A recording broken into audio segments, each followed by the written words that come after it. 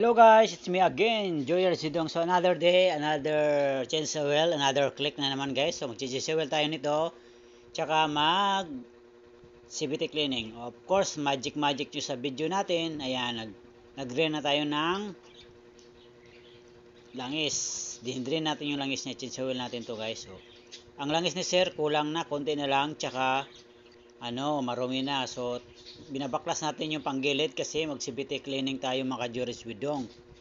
Change oil, CVT cleaning, yung airbox na yan, nilinisan din natin yan, tingnan natin, brake, coolant, basta parang PMS na rin guys.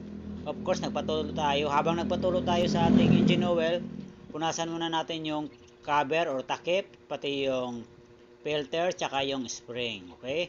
So, paglagay sa spring, o filler, ganun guys, nakita nyo yon.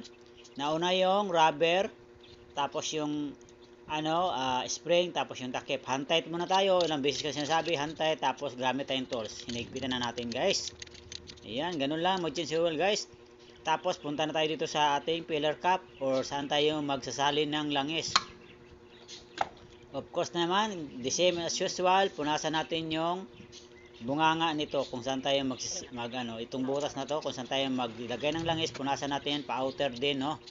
Hindi pa inner. Tapos kuha tayo ng bodo para hindi ma-spill yung ating mga langis, hindi magkalat-kalat, so hindi masasayang. So imbodo natin dahan-dahan. Alright, so shout out sa lahat and good day mga ka-Joyer Sidong. So kung ikaw mahilig mag-DIY, pwede dito sa'yo.